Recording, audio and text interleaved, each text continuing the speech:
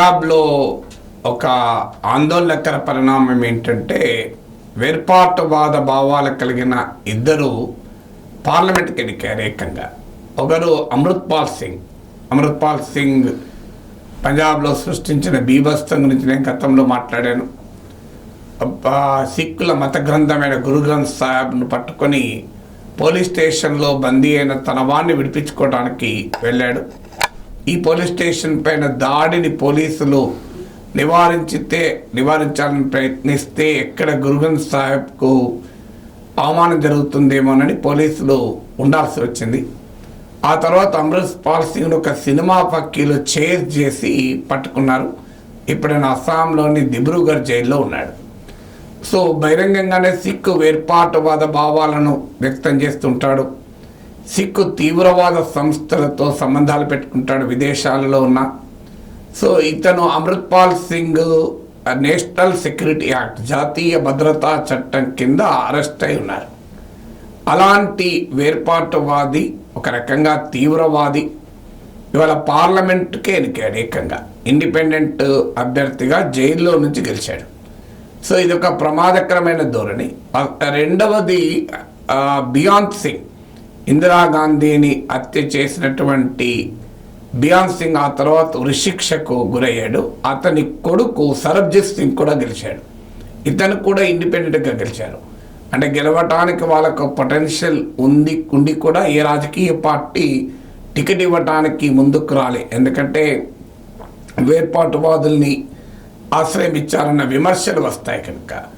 So ఎందుకు మరి వీళ్ళు గెలవగలుగుతున్నారు అంటే సిక్ రాడికల్ భావాలు, సిక్కు అతివాద మత భావాలు పంజాబ్లో ఇంకా ఎంత బలంగా ఉన్నాయనటానికి ఇది ఒక నిదర్శనం. ఖలిస్తాన్ ఉద్యమం బలహీనపడింది, పంజాబ్లో ప్రశాంతత ఏర్పడింది అని అనుకుంటున్న సమయంలో ఈ ఎలక్షన్ ట్రెండ్ ఒక డిస్టర్బింగ్ ట్రెండ్ లాగా కనిపిస్తోంది. ఎందుకంటే అమృత్పాల్ సింగ్ జైల్లో ఉంటే ఆయన తల్లిదండ్రులు ఈ క్యాంపెయిన్ అంతా నడిపారు.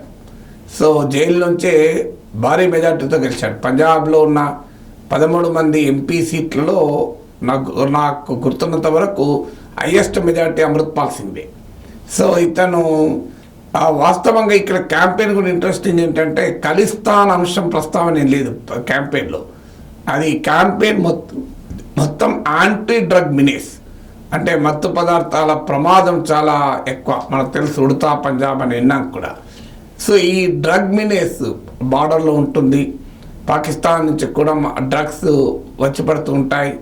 సో ఈ డ్రగ్ మినేస్ ఒక పెద్ద ఆందోళనకరంగా పంజాబ్ను పీడిస్తుంది. సో ఆ డ్రగ్ మినేస్కు వ్యతిరేకంగా క్యాంపెయిన్ జరిపారు.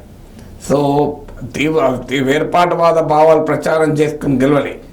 అంటే డ్రగ్ మినేస్ పట్ల, అంటే మత్తు పదార్థాల వాడకం పట్ల ఎంత తీవ్రంగా ప్రజల్లో ఆందోళన ఉందో ఇది ఒక ఉదాహరణ. అంతకుముందు డేరా సచ్చా సౌదా డేరా సచ్చా సౌదా కూడా పాపులర్ అవుతానికి, రామ్ రహీం సింగ్ పాపులర్ అవుతానికి కూడా ఈ డ్రగ్ మినేసే కారణం. దాంతోపాటు హరిత విప్లవం, గ్రీన్ రెవల్యూషన్ తర్వాత బాగా పంజాబ్ రైతాంగం ఆదాయాలు పెరిగాయి, దిగుబడులు పెరిగాయి. కానీ ఇప్పుడు ఒక రకంగా పంజాబ్ అగ్రికల్చర్ కూడా క్రైసిస్ ఎదుర్కొంటుంది. ఆదాయాలు స్తంభించిపోయాయి, వ్యవసాయం సంక్షోభం కూడా వెంటాడుతోంది.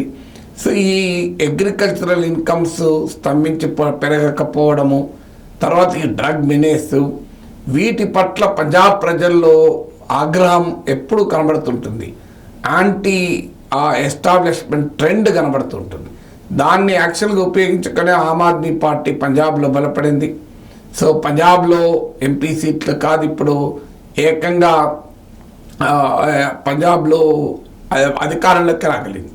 అందుకే ఈ యాంటీ ఎస్టాబ్లిష్మెంట్ ట్రెండ్ వల్లనే పంజాబ్లో ఇండిపెండెంట్లు గెలుస్తూ ఉంటారు. ఏ రాష్ట్రంలో లేని ట్రెండ్ ఇక్కడ ఎక్కువ. ఇప్పుడు ఇద్దరు ఇండిపెండెంట్ ఇప్పుడే కాదు, 2014లో 2019లో కూడా ఇండిపెండెంట్లు గెలిచారు. సో ఇండిపెండెంట్లు గెలుస్తూ ఉండటానికి కారణం అది. సో ఒకవైపు వేర్పాటువాద భావాల ప్రభావము, ఆ వేర్పాటువాదము ప్రజల్లో డ్రగ్స్ పట్ల ఉన్న వ్యతిరేకత, అగ్రికల్చరల్ క్రైసిస్ యొక్క రిఫ్లెక్షన్ను ఉపయోగించుకుంటూ పంజాబ్లో బలపడుతున్నటువంటి వైనం కనబడుతోంది. సో ఇది భవిష్యత్తులో ఎలా ఉంటుంది అంటే అతివాద భావాలు, వేర్పాటువాద భావాలు ఉన్నవారు కూడా భారత ప్రజాస్వామిక స్రవంతి ఇండియాస్ డెమోక్రటిక్ మెయిన్ స్ట్రీమ్ను గౌరవించి ఖలిస్తాన్ భావాలకు అనుకూలంగా ఉన్నవారు పార్లమెంటుకు ఎన్నికవుతున్నందు ఉండడం మంచి ట్రెండ్ అనుకుందామా, లేదా పార్లమెంట్ ఎన్నికలను ఉపయోగించుకొని తాము బలపడబడుతున్నారని అనుకోవాలా అన్నది రెండు ప్రశ్నలు. నా అంచనా ఇది పార్లమెంట్ ఎన్నికలు ఉపయోగించుకొని బలపడటానికే ఉపయోగపడే అవకాశం ఉంది. ఎందుకంటే జూన్ 2న ఆపరేషన్ బ్లూ స్టార్ 40th యానివర్సరీని సిక్ గురుద్వారా ప్రబంధక్ కమిటీ ప్రకటించింది. ఇది కూడా ఎన్నికలకు ముందు ప్రకటించారు కనుక ఆ గుర్తు కూడా ఉండుంటుంది ప్రజలకు. ఇప్పుడు బియాన్సీ కుమారుడైన సరబ్జిత్ సింగ్ కూడా ప్రచారము, నా తండ్రి సిక్ కాజ్ కొరకు త్యాగం చేశాడు, నా చైల్డ్హుడ్ బాల్యమంతా కష్టాల్లో బతికాను తండ్రి లేదా అనే ఒక సానుభూతిని రగిలించే ప్రయత్నం చేశాడు. ఇప్పుడు అమృత్పాల్ సింగ్ గెలిచిన కాన్స్టిట్యున్సీ కూడా తీసుకున్న జర్నైల్ సింగ్ భింద్రాన్వాలే, సిక్ తీవ్రవాది జర్నైల్ సింగ్ భింద్రాన్వాలే తన ఎక్కువ మంది తన అనుచరులను రిక్రూట్ చేసుకున్నటువంటి ప్రాంతం నుంచి ఇప్పుడు అమృత్పాల్ సింగ్ గెలిచాడు. ఈ జర్నైల్ సింగ్ భింద్రాన్వాలేనే అమృత్సర్లోని గోల్డెన్ టెంపుల్ స్వర్ణ దేవాలయంలో తిష్ట వేసుకుంటే తన అనుచరులతో వాళ్ళని ఏరిపారేయడానికే సైన్యము గోల్డెన్ టెంపుల్లో ఎంటర్ అయింది. దాని ఆపరేషన్ బ్లూ స్టార్ అంటారు. దాని పర్యవసనంగానే సిక్కు తీవ్రవాదులు అప్పటి ప్రధానమంత్రి ఇందిరాగాంధీని హత్య చేశారు. సొంత సెక్యూరిటీ గార్డ్, సొంత భద్రతా సిబ్బందే హత్య చేశారు. సో అందువల్ల ఈ ఆపరేషన్ బ్లూ స్టార్ గాయాలు ఇంకా పోలేదు అనేది కూడా ఇక్కడ కీలకమైన అంశం. ఎందుకంటే ఈ ఆపరేషన్ బ్లూ స్టార్ ప్రొటెస్ట్గా ఢిల్లీలో దుర్మార్గంగా యాంటీ సిక్ రైట్స్, అమాయక సిక్కు ప్రజల హత్యాకాండ ఊచకొద్దు జరిగింది. అది కూడా పంజాబ్లో తీరని గాయంగా మారింది. సో 40 ఏళ్ళ తర్వాత కూడా అమృత్పాల్ సింగ్లు, సరబ్జిత్ సింగ్లు గెలుస్తున్నారంటే ఏ రకమైన ట్రెండో ఇది మనకు అర్థం చేసుకోవాలి. అందువల్ల ఇప్పటికైనా పంజాబ్లో ఈ రకమైన ధోరణులను పెరగకుండా ఈ రకమైన భారత వ్యతిరేక భావజాలానికి బలం పెరగకుండా జాగ్రత్త పడాల్సిన అవసరం ఉంది. ముఖ్యంగా అకాలీదళ్ బలహీనపడ్డాక ఈ ట్రెండ్ పెరుగుతుంది. ఎందుకంటే ఈ సిక్ రాడికల్ భావాలకు శిరోమణి అకాలీదళ్ ఒక ప్రత్యామ్నాయంగా ఉండేది. ఎందుకంటే శిరోమణి అకాలీదళ్ కూడా సిక్ రిలీజియస్ పాలిటిక్సే. సో ఇటీవల కాలంలో శిరోమణి అకాలీదళ్ బాగా బలహీనపడింది. సో ఆ స్పేస్ కూడా అంటే సిక్ పాంథిక్ పాలిటిక్స్కు బలహీనపడడం వల్ల ఏర్పడిన స్పేస్ను కూడా ఈ వేర్పాటువాద భావాలు ఉన్న వాళ్ళు ఉపయోగించుకుంటున్నారు.